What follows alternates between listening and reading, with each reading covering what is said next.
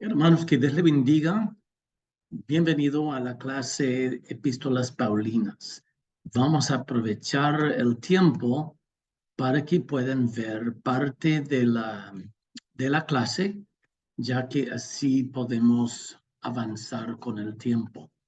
Esta parte de la clase será la introducción al material. Cuando nos encontramos, vamos a revisar el sílabo para que todos estén al tanto de lo que es la clase. Vamos a empezar de lleno ya con el contenido de la clase. En primer lugar, tenemos un versículo clave y yo quisiera que ustedes puedan tomar apuntes porque algunas cosas necesitan apuntar solo para aprender, pero también muchas de estas cosas van a estar en el examen final. Habrá ocasiones cuando yo les digo de plano que esto va a estar en el examen final, pero yo espero que también puedan usar el discernimiento para apuntar cosas que usted entiende que debería recordar, que podría estar en el examen final y que podría ayudarle en lo que es mejorar su comprensión y entendimiento de la clase. Así que vamos a llegar al grano. En primer lugar, quiero compartir con ustedes lo que es el versículo lema de la clase. Y este versículo lema de la vida y ministerio del apóstol Pablo es Hechos 9, 15 a 16, que dice: instrumento escogido me es este para llevar mi nombre en presencia de los gentiles y de reyes y de los hijos de Israel, porque yo le mostraré cuánto le es necesario padecer por mi nombre. Así que esto es el versículo lema de la vida y ministerio de Pablo. Radica en su llamado y en la visión de su ministerio. Luego quiero compartir con ustedes 3 objetivos para esta clase. En primer lugar, vamos a estudiar la vida y el ministerio del apóstol Pablo. También vamos a capacitarte para que puedas preparar una defensa a los que rechazan las epístolas de Pablo. Y en tercer lugar, vamos a repasar algunas categorías teológicas o doctrinales principales de Pablo. Será imposible en el albergue de esta clase poder tocar todas las doctrinas del apóstol Pablo. Esto va a ser una introducción, pero vamos a considerar en esta clase quién fue el apóstol Pablo, qué es lo que él hizo. Y ustedes saben quién fue el apóstol Pablo y seguramente saben lo que él hizo. Él escribió casi la mitad del Nuevo Testamento. Plantaba iglesias desde Antioquía de Siria hasta España. Y las epístolas de Pablo, según el conteo de las palabras, comprenden el 23,5% del Nuevo Testamento. Es evidente que las cartas de Pablo gozaban mucho prestigio en la iglesia en muy poco tiempo. Según las referencias en la correspondencia y en los sermones de los padres de la iglesia, a partir ya del año 90, empiezan a citar las cartas de Pablo con frecuencia. La referencia más antigua al cuerpo paulino fue por Marción en el año 140 después de Cristo. Permítame compartir mi pantalla para que puedan ver esto. Verá que dice aquí que Marción, ¿verdad?, vivió y elaboró una lista de las obras de Pablo en el año 140, menos las epístolas pastorales. Y las epístolas pastorales sería primera y segunda de Timoteo y Tito, porque fueron escritos precisamente para ayudar con la obra pastoral de Tito y de Timoteo. Tertuliano criticó a Marción por no incluir las epístolas pastorales. Ahora, en el canon muratoriano, verá que dice examen final. En el canon muratoriano, unos 30 a 40 años después, incluye las 13 epístolas de Pablo y algunas veces desglosa 14 porque incluyen a Hebreos como epístola paulina. Aunque Hebreos no dice directamente que Pablo fue el autor, a excepción a las otras epístolas. O sea, su costumbre siempre era identificarse primero, diciendo Pablo, y a veces comentaba quién anduvo con él, y escribiendo a las iglesias. Vamos a mirar en los próximos varios minutos la vida y el ministerio del apóstol Pablo. No se conoce la fecha de nacimiento, pero se sabe que él era un hombre joven cuando Esteban fue lapidado. Algunos calculan que Esteban fue lapidado entre el 30 y 35 después de Cristo. Al arrancar con una encomienda inmediatamente después de la lapidación de Esteban, se entiende que Pablo ya había completado sus estudios y sus preparaciones como fariseo y como rabino. Algunos calculan que Pablo pudo haber nacido en el año 3, quiere decir que era contemporáneo con Jesucristo, por supuesto.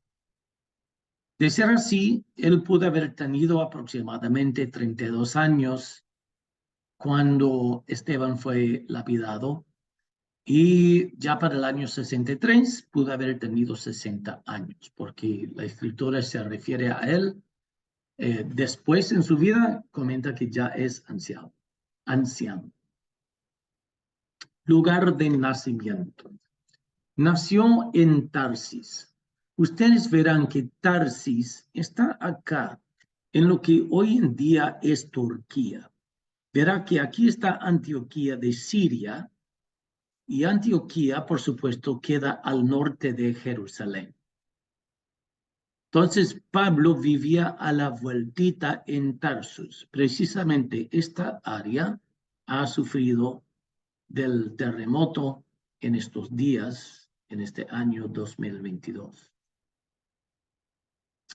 Tarsis fue capital de Cilicia. Fue una gran ciudad, un centro comercial de gran importancia.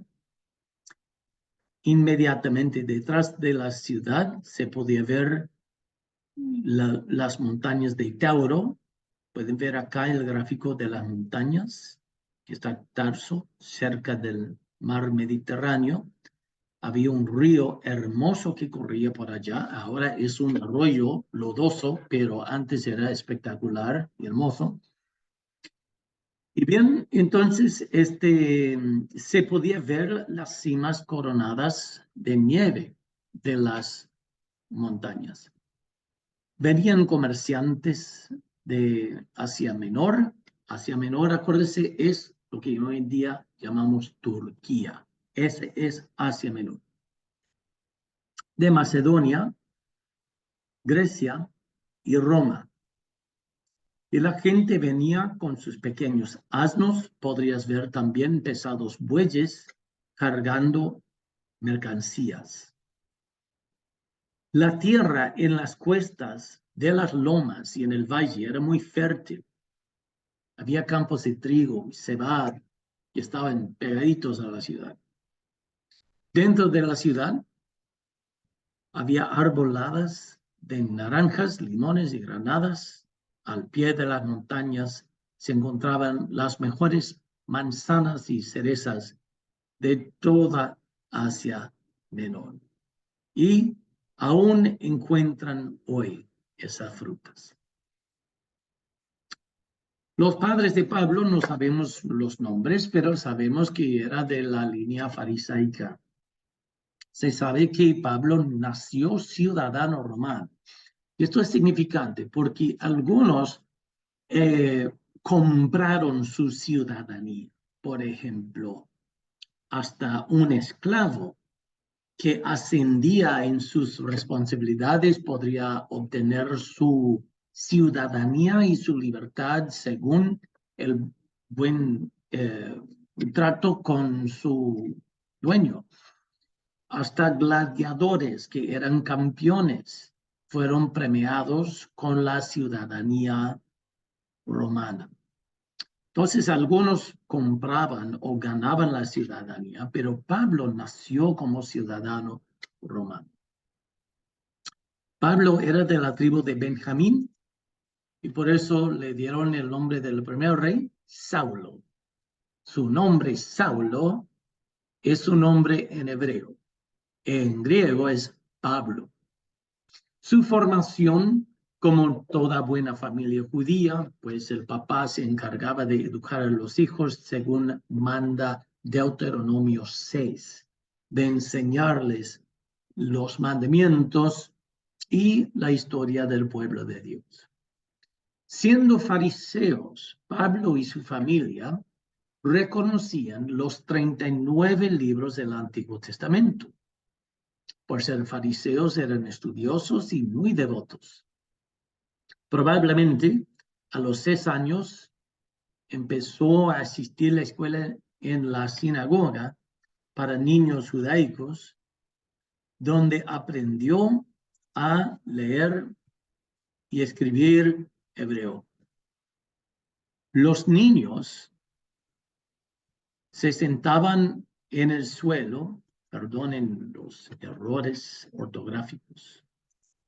Los niños se sentaban en el suelo, formando un semicírculo alrededor del maestro y en voz alta recitaban de memoria ciertos pasajes de las escrituras o ciertas máximas o reglas de los judíos. Todo niño judaico tenía que aprender un oficio, porque hubo un refrán que dijo, el que no enseña un oficio a su hijo es como si lo enseñara a ser ladrón. Pablo a los 12 años se preparó para un examen en lo que hoy se conoce como Bar Mitzvah, que significa hijo de la ley. Y después de pasar este examen, se consideraba ya adulto responsable. Fíjese, a los 12 años, para inculcar en ellos el sentido de la responsabilidad. Lo enviaron a Jerusalén a una temprana edad para estudiar bajo Gamaliel. Él estudió la ley mosaica y sus interpretaciones, y las interpretaciones eran leyes orales que a veces llegaban a un extremo un poco medio raro, pero servían como un colchón, como para proteger de que no infracciones o mandamientos de Dios, colocando como una cerca de tradiciones para que ni siquiera te aproximes cerca de romper un mandamiento. Pero a veces eran un poco insensatos algunos ejemplos. Por decirle, hay que descansar el día de reposo, ¿de acuerdo? Entonces surge la pregunta, bueno, está bien, entonces, ¿qué distancia se puede caminar en el día de reposo? ¿O qué distancia se puede viajar sin infraccionar el mandamiento de reposar el día de reposo? Entonces estipularon esto y también había a veces excepciones muy raras. Una excepción rara fue que aparentemente inventaron una tradición de que si estás viajando por agua, entonces no es tan limitado. Entonces, supuestamente, algunos aprovechaban y montaban un frasco de agua, una bolsa de agua encima de su burrito, así para poder viajar más lejos sin infraccionar el día de reposo, yendo más lejos de lo que se le permitía caminar. Y podía decir, bueno, yo estaba viajando en agua y pues es medio absurdo eso. Pero bueno, con todo, no, era valiosa la preparación de Pablo.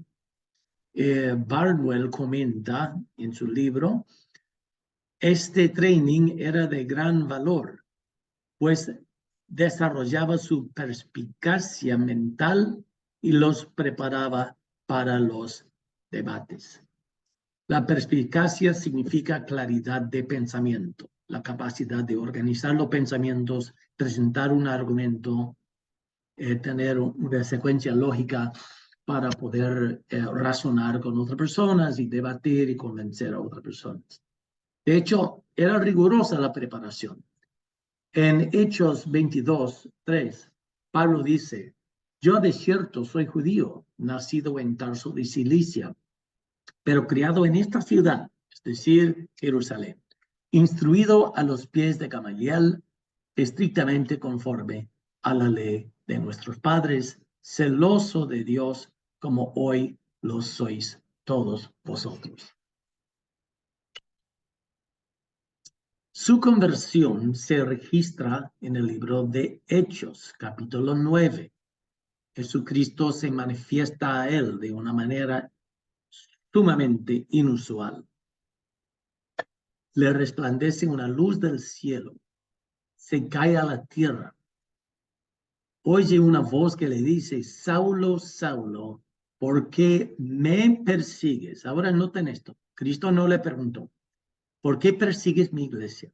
Sino Cristo dijo, ¿por qué me persigues?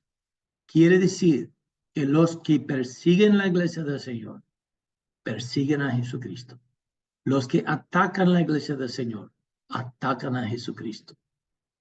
Y en su misericordia, el Señor le salvó.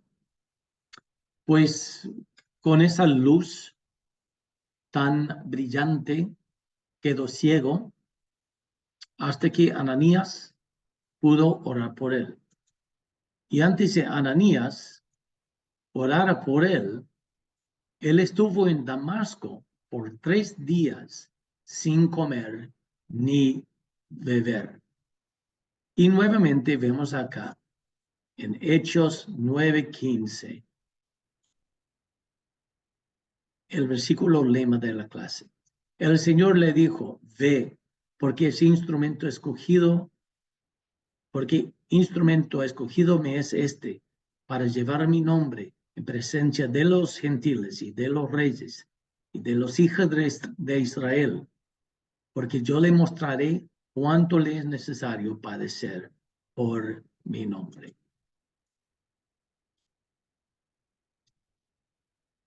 Donald Guthrie, en su libro New Testament Introduction, capítulo 10, desglosa 8 características de Pablo, 8 rasgos de Pablo. En primer lugar, su sentido de su vocación divina.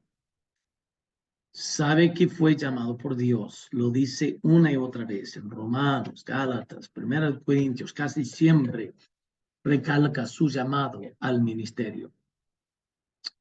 Recibió una revelación no de los hombres, sino de Dios, afirma el apóstol Pablo en Gálatas capítulo 1, versículo 12. Sintió constreñido, obligado a predicar el evangelio, así manifiesta en 1 Corintios 9. Y en Hechos 26, 15 a 18, expone lo que entiende que es su llamado de parte de Dios. Y qué lindo es esto. Dice que Dios le llamó para que abra sus ojos, para que se convierten de las tinieblas a la luz, de la potestad de Satanás a Dios, para que reciban por la fe que es en mí, perdón de pecados y herencia entre los santificados. Tenía un claro sentido de su llamado. Segundo lugar, entendía que tenía autoridad apostólica. En sus epístolas se nota la autoridad que utiliza, que está basado en su sentido de la vocación divina o su llamado divino. Fue una convicción profunda que hace que sus cartas sean contundentes. Douglas Moo, en su comentario de Romanos, comenta lo siguiente.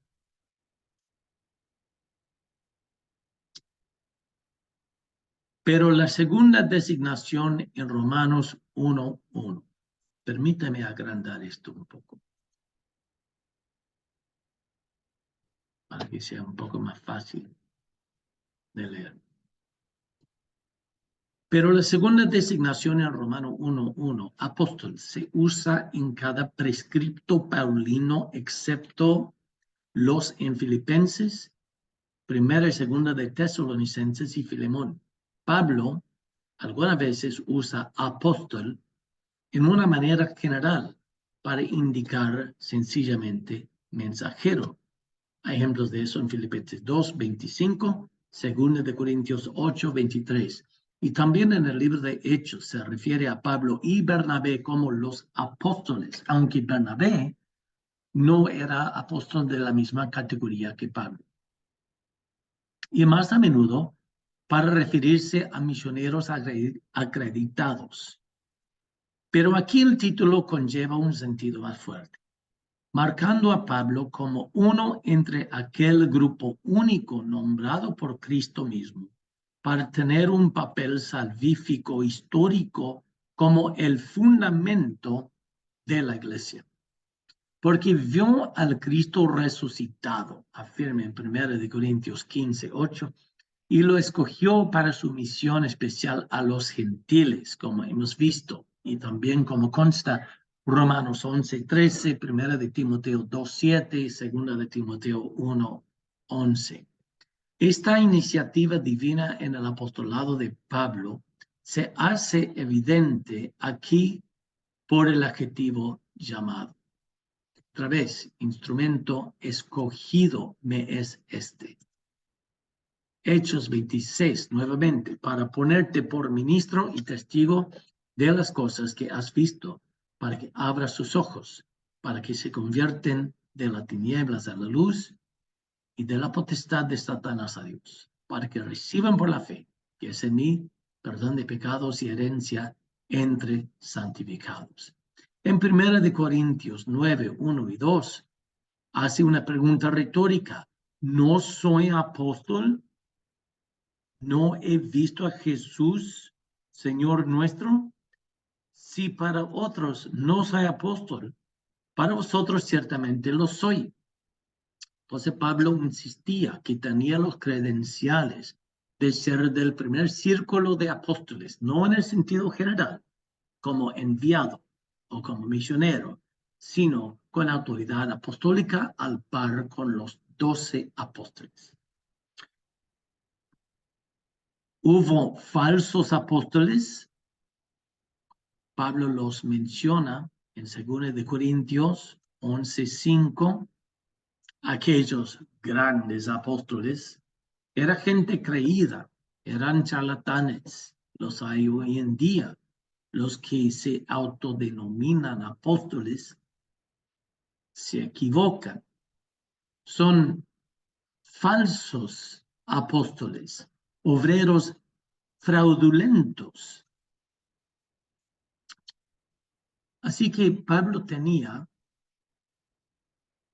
un sentido de su autoridad apostólica que nadie puede tener hoy en día.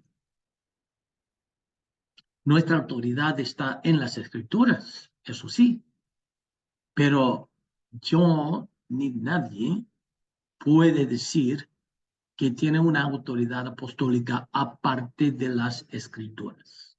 Es la única forma que podemos tener autoridad apostólica. Bien, se destaca el apóstol también por el profundo amor por sus convertidos. A veces tenía que corregir a sus convertidos. A veces sufría dolores de parto lo experimentó varias veces, sintió una angustia cuando los creyentes se erraban doctrinalmente o cuando, en el caso de la iglesia de Corinto, cuando varias personas llegaron a ser disidentes en contra del apóstol Pablo y retando su autoridad. Se les contaminó una actitud de rebeldía. Pero como sea, tenía un profundo amor por sus convertidos y trabajaba duro para lograr la restauración y la reconciliación. El apóstol Pablo, por supuesto, también manifestaba convicciones contundentes en cuanto a la doctrina y la práctica. Él captó las implicaciones de la misión de hacer discípulos a todas las naciones, o sea, los gentiles. Dios empezó diciéndoles, Cristo le decía desde un principio, y sobre todo en Hechos, sobre todo también en la Gran Comisión de las naciones, pero quien empezó a alcanzar intencionalmente a los gentiles fue el apóstol Pedro.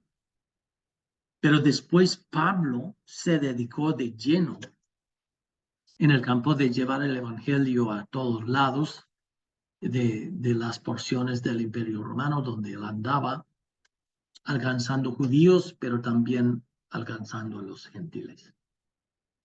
Otro rasgo del apóstol Pablo era su adaptabilidad. Para ser misionero o para pasar de una área de la ciudad a otra o de pasar a vivir en otra ciudad, aunque sea de tu país, tienes que ser adaptable. Él se identificaba con todo el mundo con el fin de ganar a todo el mundo. Tenía una capacidad de manejar muchos temas y problemas y controversias. Tenía un idioma y un estilo muy particular.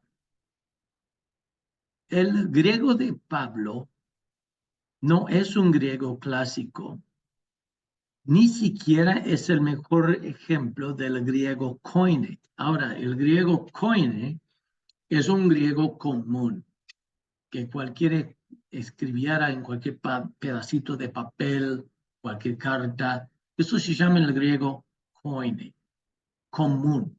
De ahí está relacionado con la palabra koinonia. Koinonia significa compañerismo, gozarnos de lo que tenemos en común. Entonces, el griego del Nuevo Testamento, curiosamente, algunos como que era diferente al griego clásico y nadie encontraba el griego así como el del Nuevo Testamento en ningún otro lado. Algunos hermanitos empezaron a decir de que es el griego del Espíritu Santo, pero luego descubrieron fragmentos de cartas, de recibos, de facturas, con el mismo estilo de griego y se dieron cuenta, ven acá, el griego del Nuevo Testamento es un griego común. Y había otra cosa en el griego de Pablo, porque Pablo tenía la mente que rebosaba con tanta doctrina, que a veces se desviaba para expresarse con un sintaxis no normativo. Reventaba de la gloria de Dios, reventaba de revelación de Dios. Y por eso hay algunas líneas, cuando estás leyendo, por ejemplo, Efesios 1, estás leyendo y estás en que, wow, Pablo, ¿a dónde vas? Porque está rebosando de revelación, rebosando. También Pablo tenía una capacidad física de soportar peligros, escasez, violencia, hambre y pobreza por la causa de Cristo. Y también tenía experiencias espirituales únicas, su encuentro con Cristo en Damasco, y la experiencia muy extraordinaria que comenta en segunda de Corintios 12, en la cual el Señor le arrebata y le da una visión de los cielos. Y no habló mucho de eso. Y dijo que Dios, por atajar su orgullo, le permitió un agujón en la carne, sin explicar exactamente lo que fue ese agujón. Pues fue algo que le mantenía los pies en la tierra después de tantas experiencias con Dios. Pablo trabajaba en equipo, queridos. No trabajaba solito. Se pregunta cómo es posible que Pablo pudo haber hecho tantas cosas, sin tener internet, sin tener teléfono, sin tener WhatsApp, qué sé yo de qué. ¿Cómo pudo hacer tantas cosas? Pues él tenía colaboradores que viajaban con él. Muchas veces Bernabé desde un principio, también Silas, Timoteo, Juan Marcos, Tito. Silas es interesante. Silas fue uno de los representantes de la iglesia de Jerusalén que enviaron a Antioquía con Pablo y Bernabé para llevar la carta oficial sobre el dictamen de la iglesia de Jerusalén sobre el asunto de las obligaciones que competen a los gentiles que creen en Jesucristo, que cuánto de la ley tenían que guardar y observar, o si tenían libertad de la ley. Entonces, Silas fue uno de los hombres prominentes que acompañaron a ellos.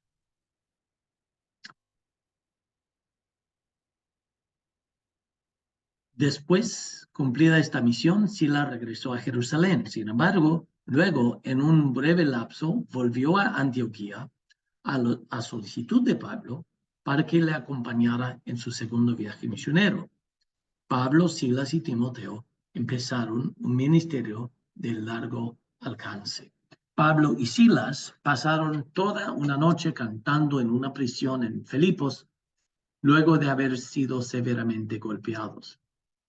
Salieron de la cárcel por intervención divina en forma de un terremoto, y más tarde por poco reciben otra golpiza en Tesalónica de no haber sido por una huida nocturna.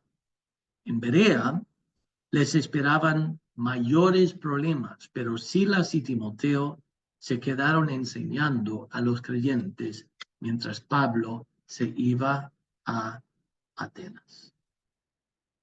Lucas, el doctor Lucas, quien redactó el Evangelio de Lucas y el libro de Hechos, también era un compañero de Pablo, humilde, fiel y servicial.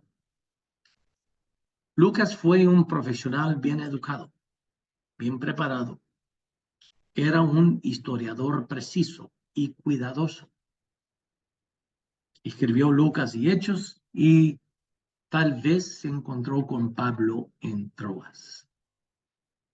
Hay muchas personas. Voy a mencionar dos más. Aquila y Priscila, una pareja, se encontraron con Pablo en Corinto, mientras el apóstol realizaba su segundo viaje misionero.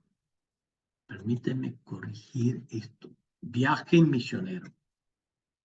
Ellos eran muy hospedadores, compasivos, recibía gente en su hogar y en el caso de Apolos, le instruyeron mejor en el Evangelio. Noten esto. Esa pareja estaban muy preparados y muy activos en la obra. Imagínense lo que es los dos sentarse con un predicador, Apolos, que no tenía tanta preparación, pero sí creyó en Cristo y no sabía todo, pero predicaba de todo corazón. Entonces, esta pareja les instruyó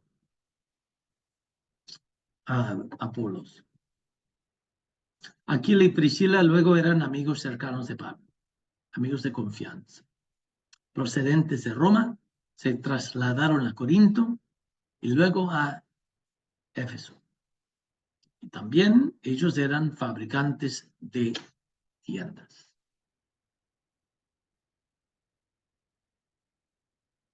Vamos a ver algunas objeciones a las epístolas de Pablo.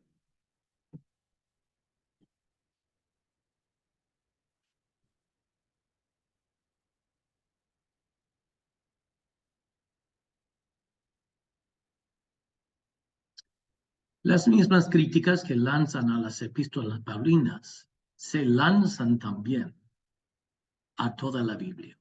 Quiero recalcar esto.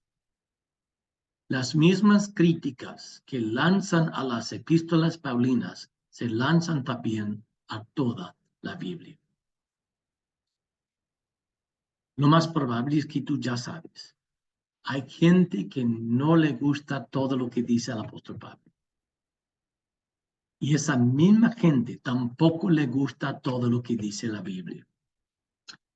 El meollo del asunto es que no quieren someterse a la palabra de Dios. De repente no estarían de acuerdo con todo lo que decía Jesús. Quizás no creen que todo lo que dijo Jesús es la verdad. Y algunos acusan a Pablo de tener un mensaje diferente a los otros apóstoles, que prácticamente acusan a algunos escolares a Pablo de haber cambiado totalmente el cristianismo para que fuera una cosa diferente y distinto a lo que era la intención original. Por ejemplo, un señor F.C. Bauer, que vivió, fíjese, en el siglo XIX. No es una nueva idea. Decía de plano que Pablo cambió el cristianismo y él hizo una antítesis al cristianismo primitivo. Tú sabes que antítesis es antítesis, es decir, hablar en contra o hablar lo contrario, un tesis contrario. Y la acusación es grave. Y esa acusación viene de personas que no creen en la autoridad de las escrituras. ¿Cómo contestarías estas objeciones? Vamos a ver algunos en el tiempo que nos queda en este video. Objeción número 1. Pablo fue un rebelde que cambió el cristianismo a ser algo muy diferente a lo que Jesús empezó con sus apóstoles.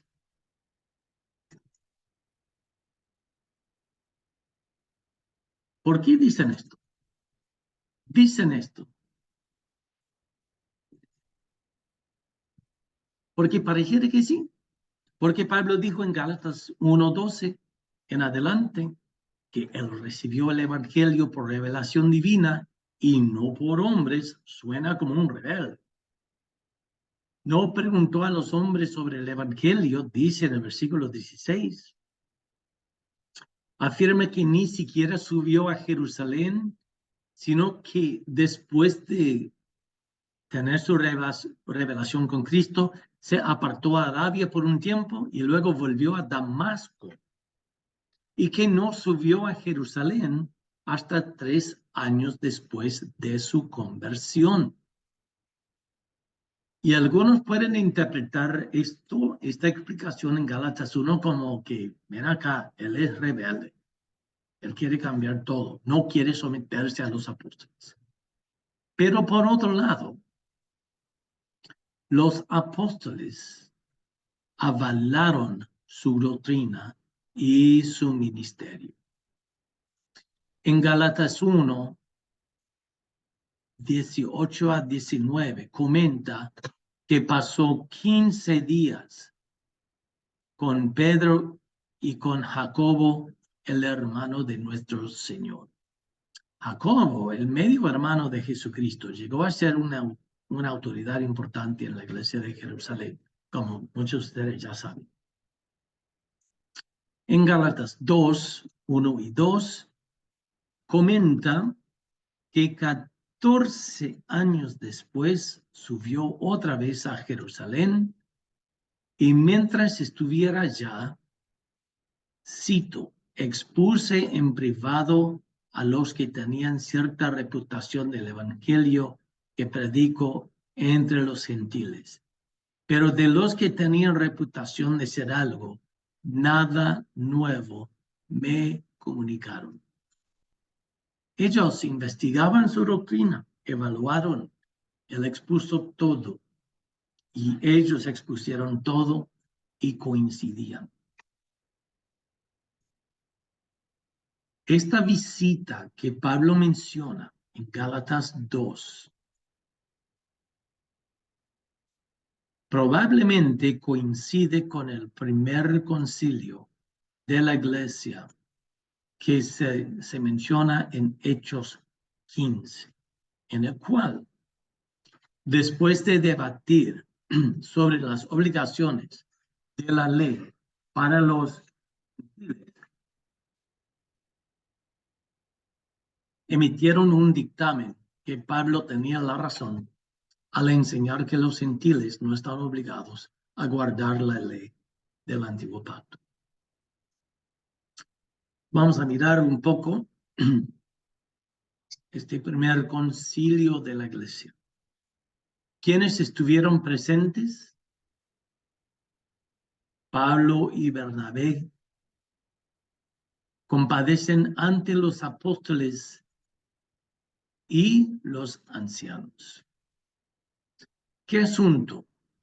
El asunto era que si era necesario que los gentiles se circunciden, los apóstoles y los ancianos estudiaron el asunto.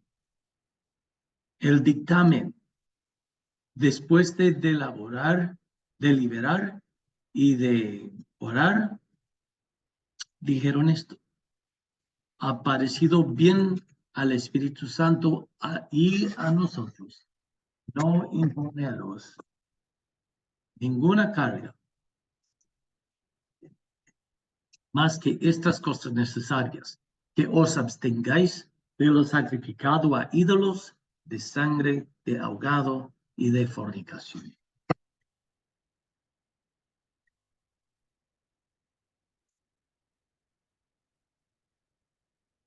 Así, después de llegar al dictamen, enviaron Judas y Silas, varones principales entre los hermanos, y acompañaron a Pablo y Bernabé a Antioquía. Este fue el concilio de Jerusalén. Consta un apoyo mutuo entre Pablo y los apóstoles. Consta que Pablo no fue un rebelde, que no cambió el cristianismo, porque se gozaba unidad en enseñanza y en mensaje con los apóstoles.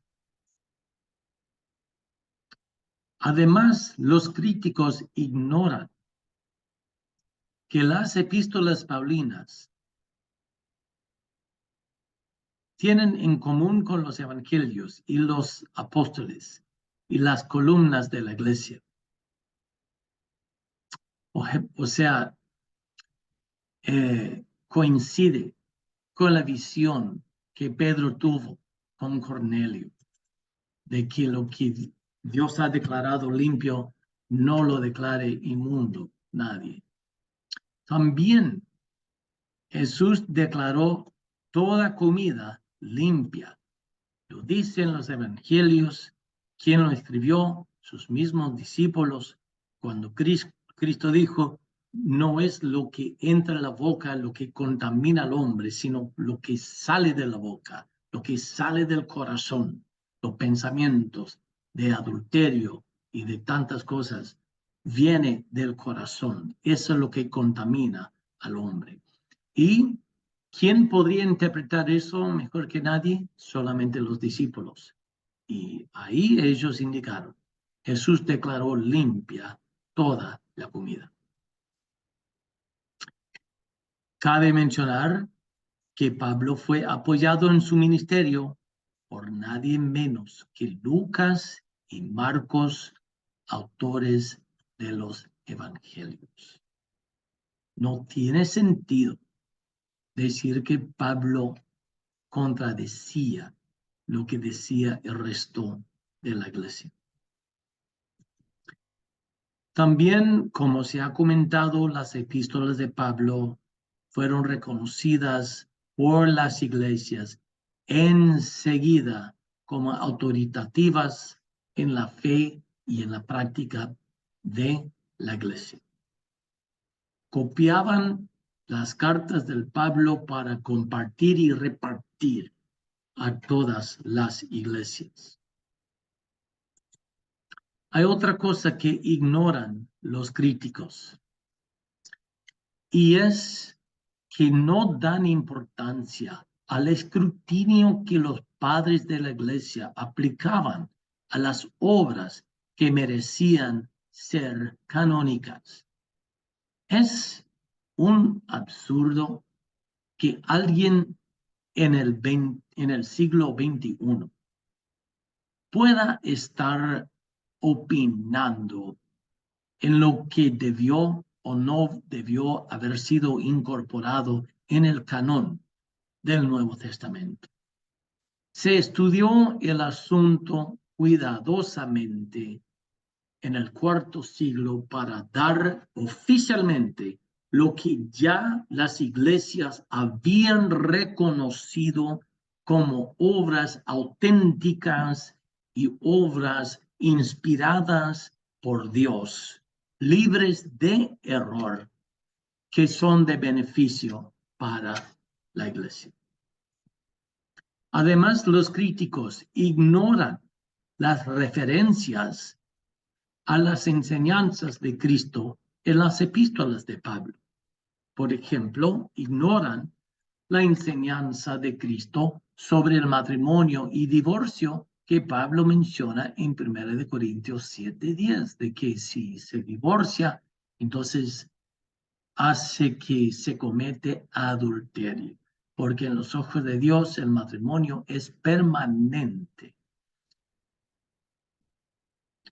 También en 1 Corintios 9:14, Pablo menciona la enseñanza del Señor que ordenó que los que predican del Evangelio vivan del Evangelio.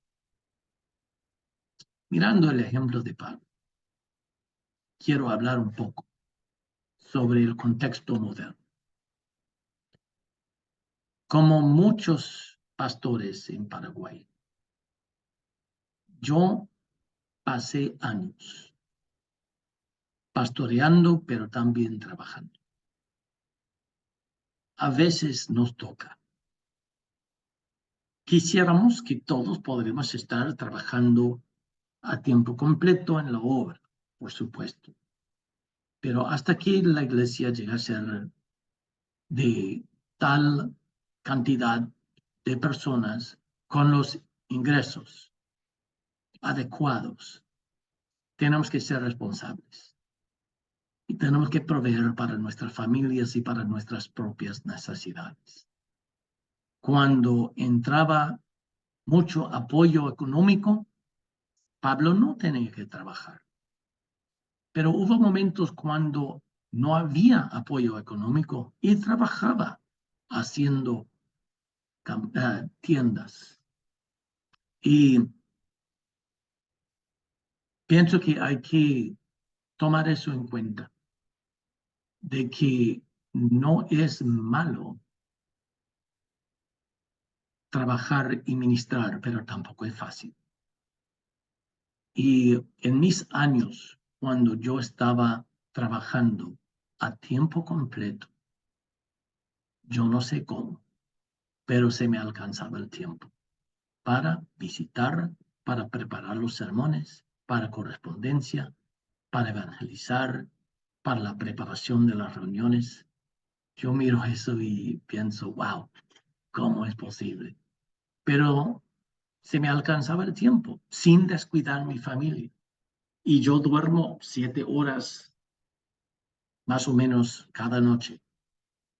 Y toca. Así que la intención de Dios, sin embargo, es que también el obrero sea digno de su salario. Y ese tema también es un quebranto para mí, de que debemos estar orando que nuestras iglesias puedan dar compensación o remuneración a los pastores y que los hermanos que trabajen sean bendecidos en sus trabajos y que no tengan temor, sino que diezmen y ofrenden, así para que la casa de Dios esté con los recursos que necesita para poder apoyar a los pastores. Pablo dijo un versículo que es mal citado casi cada vez que escucho. Y me refiero a Filipenses 4:13. Todo lo puedo en Cristo que me fortalece. Y lo citamos para decirles, yo puedo lograr esto, yo puedo hacer el otro, y qué sé yo puedo superar, qué sé yo de qué. Pero a lo que se refiere es que Pablo dijo, sé lo que es vivir con abundancia, sé lo que es vivir con escasez. Todo lo puedo en Cristo que me fortalece. Lo escribió a la iglesia de Filipos, agradeciéndoles por el apoyo económico que le habían enviado, diciéndole muchísimas gracias por su generosidad. Pero bueno, todo eso es para pensar en el concepto de que los que viven del evangelio deben vivir del evangelio. No pondrás bozal al buey. Y es para que haya ese respeto, ese apoyo a los pastores. Y también que los pastores entiendan que por un tiempo a veces van a tener que trabajar. Yo quisiera que no fuera así nunca, pero a veces es así. Pero Dios dará las fuerzas.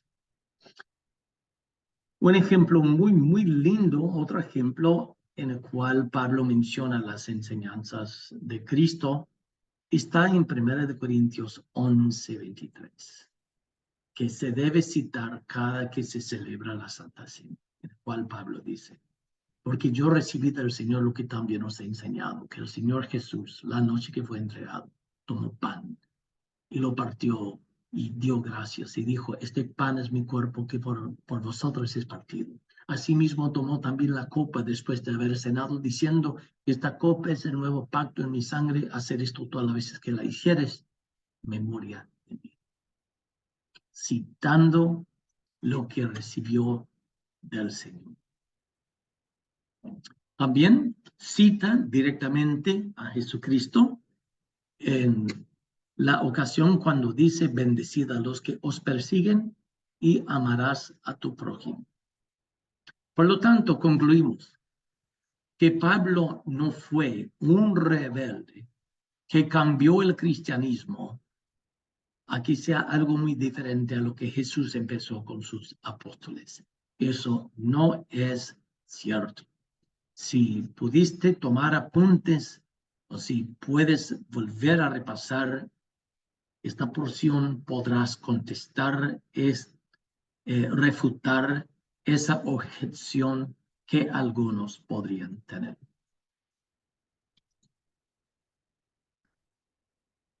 Objeción número 2. Cristo habló del reino de Dios, pero Pablo habló de la iglesia. Por un lado, es cierto que en el libro de Mateo, Cristo menciona el reino o el reino de los cielos 51 veces. Y dice iglesia solamente 2 veces, mientras los otros evangelios nunca usan la palabra iglesia. Pero por otro lado, quien menciona la palabra iglesia primero es Cristo mismo. En Mateo 16:18 dice, sobre esta roca edificaré mi iglesia.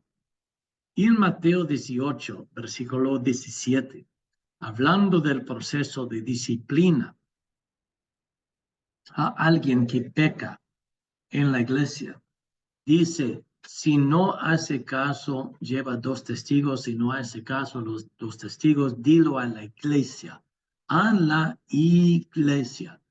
dijo el Señor Jesús. En el libro de Hechos se menciona iglesia 20 veces. Y en las epístolas paulinas, Pablo menciona el reino de Dios 14 veces, hablando de heredar el reino, entrar en el reino y al final de todas las cosas. Pablo dice en 1 Corintios 15, 24, que Cristo entregará el reino al Dios y Padre.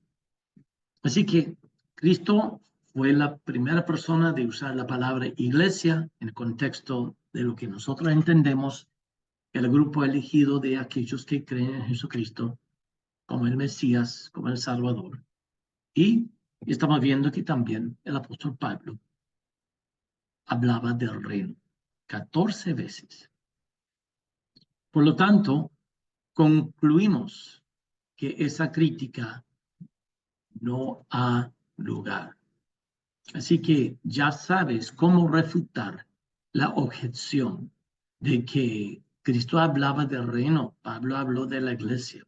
Entonces ya sabes cómo contestar. Objeción número 3. Cristo predicó solamente a los judíos, mientras Pablo forzó su mensaje para todas las naciones. Es un poco cansador ver el esfuerzo de los escépticos en decir sus acusaciones, sus desatinos con tanta certeza. Es impresionante. Y bueno, vamos a mirar un poco. Cristo predicó solamente a los judíos, dicen ellos, mientras Pablo forzó su mensaje para todas las naciones. Otra objeción que no ha lugar. Y bueno, ¿cómo contestar? Mientras es cierto que la prioridad de Jesús fue alcanzar a las ovejas perdidas de Israel, esa no es toda la historia. Ministró a la mujer sirofenicia y admiró su fe. Sanó el hijo de un centurión romano y admiró su fe. También predicó y ganó a muchos samaritanos. Él también dijo, yo tengo ovejas de otro redil. También Cristo contó, y esto es significante, Cristo contó la parábola de la semilla de mostaza en Mateo 13, que se refiere al árbol sublime de Ezequiel 17:23, que dice tanto en Ezequiel como en Mateo, que crece hasta que las aves pueden anidar. Ahora, Ezequiel 17:23 dice que crece para que todas las naciones hayan refugio en él. Cristo menciona esa misma metáfora en Mateo 13, que el reino de Dios empieza como la semilla más chiquita y llega a ser la planta más grande en el árbol, tan grande que las aves pueden anidar en él. una referencia directa a la bendición, la profecía de Dios, de que las naciones van a buscar refugio en el Señor. Ahí está Juan 10:16, que dice que tiene otras abejas que no son de este redil. También debo traer y oirán mi voz y habrá un rebaño. Y eso refleja exactamente la intención de Pablo, que menciona en el libro de Efesios, de que en Cristo se derrumbe la pared que dividía entre los judíos y entre los gentiles. Y Pablo se regocijaba de que en la iglesia se despliega la sabiduría de Dios a todas las autoridades terrenales y celestiales en Cristo, de reunir todas las cosas en Cristo. Y de verdad, hermanos, cuando nosotros estamos acercándonos a Cristo, cuando estamos centrados en Cristo y encontramos otras personas centrados en Cristo, no importa ni la raza, ni color de piel, ni lugar de origen, eso tenemos en común y esa es la solución para el amor y la unidad en la tierra. Eso no es fácil. Tristemente, la historia de la iglesia presenta mucha división, pero eso es debido al pecado de los seres humanos y la debilidad humana. Pero en Cristo podemos estar unidos. Por supuesto, Cristo dio la gran comisión para que se hiciera discípulos de todas las naciones, de todos los gentiles. Y la palabra nación viene de la palabra griega etne, donde sacamos la palabra grupo étnico. Todas las naciones, todas las comunidades, llámalo tribu, llámale grupo étnico, llámale raza, llámale nacionalidad, qué es yo de qué. Las naciones son tan famosas para pelear. ¿Te das cuenta? Terrible. La Grande Guerra acá, por ejemplo. Europa, olvídense. Bolivia, o sea, el ser humano es loco para pelear. Es terrible. Es terrible. Pero llámalo naciones, tribus, grupo étnico, comunidad, lo que sea. Cristo ha dado la gran comisión para que hagamos discípulos en todas las naciones, o sea, de todos los gentiles. Otra cosa, el libro de los Hechos registra las actividades de Pedro y de Juan, el mejor amigo de Cristo, y los otros apóstoles. Pedro y Juan trabajaban mucho en Asia Menor, y la historia consta que los 12 apóstoles, no solo Pablo, sino que los 12 apóstoles fueron a las naciones a partir del Medio Oriente. Llegaron a Europa, norte de África y hasta el oriente muy lejos. Arrancaron desde Antioquía. No solo, o sea, tenemos ya el ministerio de Pablo corriendo hacia el oeste, llegando hasta Roma, luego España. Se entiende que él llegó hasta España inclusive. Pero también muchos misioneros salían de Antioquía, no solamente los 12 apóstoles, sino que otros que seguían el camino de Cedo y llegaron a todo lo que es el oriente, corrían, llegaron hasta India. Tomás llegó hasta la India a plantar la iglesia. Juan Marcos murió en Egipto. Pues es interesante saber cómo es que los apóstoles y sus ayudantes se esparcieron en el mundo entero para alcanzar a las naciones. Así que es evidente que desde un principio Cristo tenía la salvación de las naciones en mente. Y hermanos, vamos a dejar esto hasta aquí. Cuando nos encontramos, vamos a repasar el sílabo y Vamos a continuar con objeción número 4.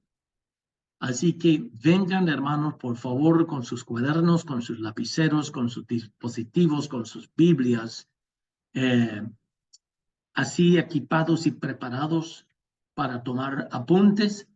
Yo les voy a dar un paquete a cada uno de ustedes que consiste del sílabo, de unas hojas que son tareas. Voy a explicar eso, voy a explicar lo que es el sistema de el puntaje que le voy a dar, de las notas. Van a estar al tanto de la expectativa de la clase y solo quiero recalcar que presten mucha atención al sílabo, porque el sílabo te puede ayudar en muchas cosas. Y también quiero decirle que con mucho gusto, si tienen alguna consulta, tanto en la clase como entre semana, pues no tenga pena en hacer cualquier pregunta. Así que mis hermanos, muchas gracias por escuchar eso. Estamos haciendo esto con el fin de poder aligerar nuestra primera reunión.